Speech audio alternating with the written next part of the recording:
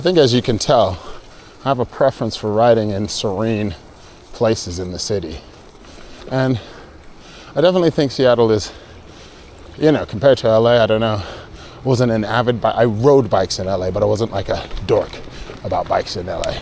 Just rode them as utilitarian things. But here, when you're actually like, I want to find new routes and da-da-da-da, and get out. Seattle is just a great place to be in the city, but still experience like this, right? To be a 20-minute bike ride out the door, and then I end up in this type of environment is super special to me, you know? And I posted a video about riding into Interlaken, and you know, it's just been incredible riding through this place. And the infrastructure that they have continued to grow in the city over the years. They've really continued to grow the access for bikes to ride throughout the city without having to interact with cars. And every year in Seattle, it seems some of my old routes have been replaced with ways to go the same area with a bike lane. And there's a lot of things that are just common sense and things we kind of used to do anyway. There's a area in Westlake that gives you nice access from Ballard to downtown once you cross the Fremont Bridge. And now that area, we used to ride through those parking lots anyway, and they just kind of incorporated a bike lane into that area we used to ride through. So instead of having to do the same thing but look for cars, you can just look for other bikes and pedestrians, which as a rider feels amazing, feels safe, feels secure. Not something you necessarily think about, but it saves you energy when you're riding, because you have to spend energy being aware of cars. You know, that heightened level of awareness does take some of your physical and mental energy.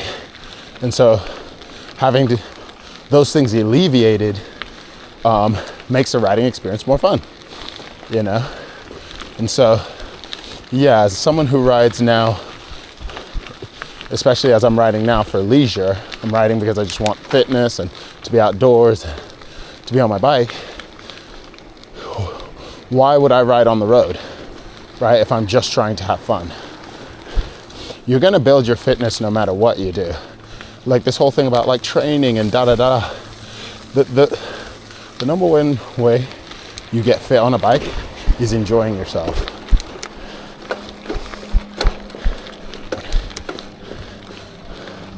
I would argue there's no real other way around it. It has to be fun for you. Going up a hill has to be a challenge that you can achieve, not a prohibitive challenge that makes you not want to ride. And if it's the latter, you're not going to ride bikes. If it's the former, you're going to ride bikes and you're going to have fun and you're going to get fitter.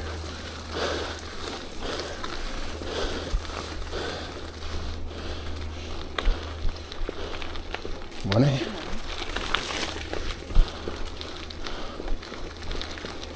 Oh, it's homeboy.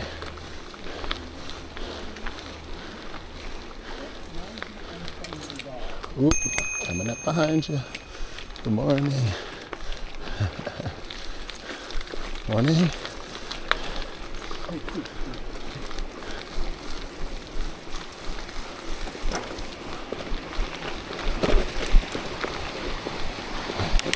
Okay.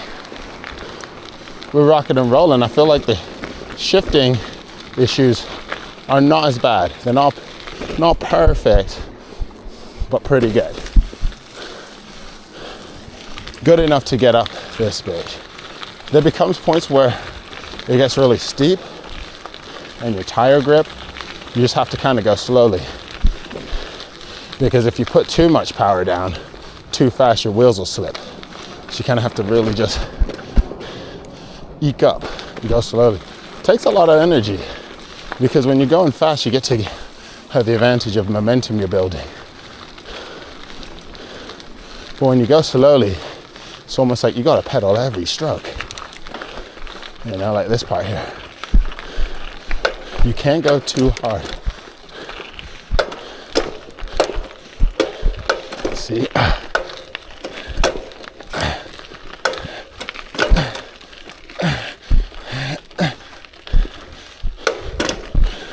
See? This is the test of the shifting. Not good. Kind of let me down on this part, honestly.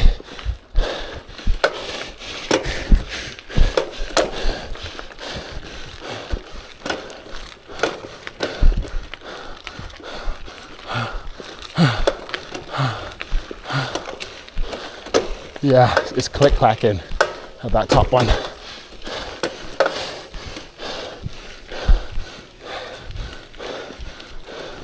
Oh, get me over, mate. No?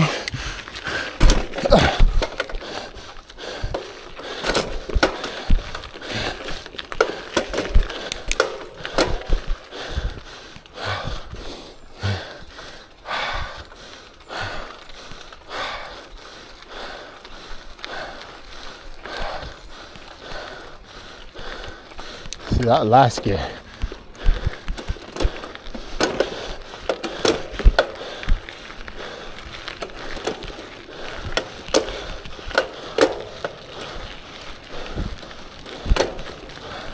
It just keeps kick back.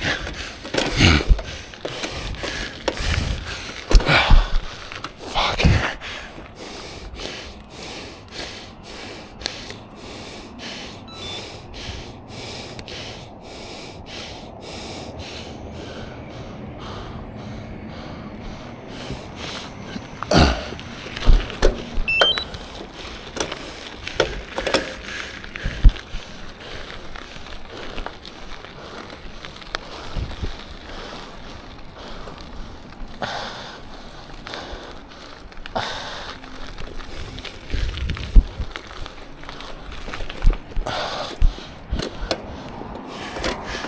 Yeah, still doing it.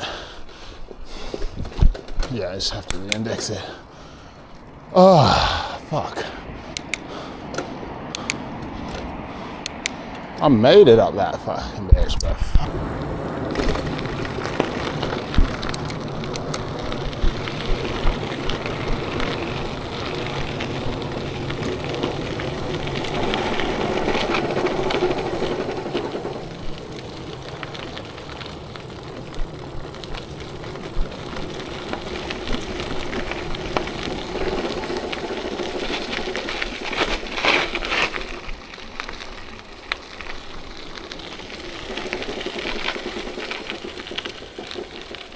Send it right there.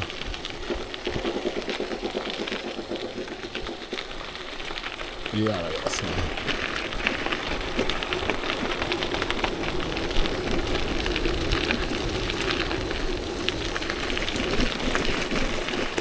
Definitely going faster. Okay, so this is the first car keep descent with the Specialized Pathfinder Pros, and they're more bitey.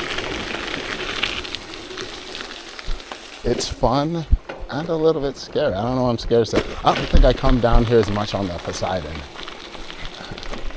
So it's a little bit different. You know, it has a different feel to it. And like I said,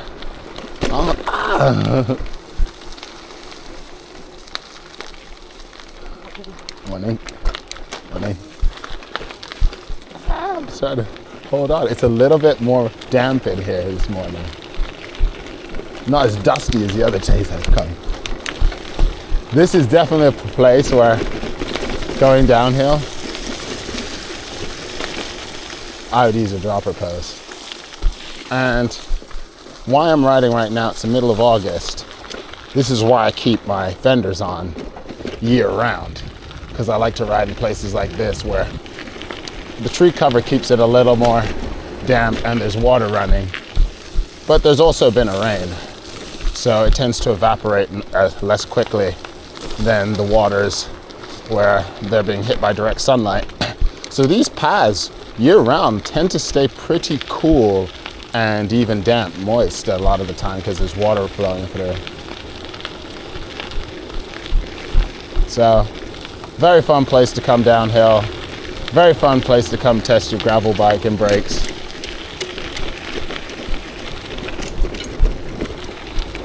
You know? And again, the advantages of gravel bikes is I wouldn't ride on this on road bikes. We never came down these paths with any of the people I came with. But with 42 millimeter tires and a tubeless setup, I mean, I'm at 40 PSI right now. And I'm like, oh, that's high. I would have never dreamed of riding at 40 PSI. I would be like, what are you talking about? That's a flat tire to me. But with tubeless, I can run 42s at 40 and it's very comfortable. This is very comfortable. It's like just fun. Super fun. And I made a video about like tubeless setup. It's not that big a deal if you're used to doing tires. It is more of a bother and it is more of a hassle, but the benefits that you get and the type of riding that you can do are insane. And when you match it up with a nice tire like the Specialized Pathfinder Pro, I mean, like riding on this is, I can go fast. I mean, to me, this is pretty fast. Morning. You know? Like, so this type of riding to me is specifically why I don't ride a mountain bike. Because even though these parts would be really fun with a mountain bike, it'd be overkill to me. You don't really need it. You absolutely don't need it, as you can see.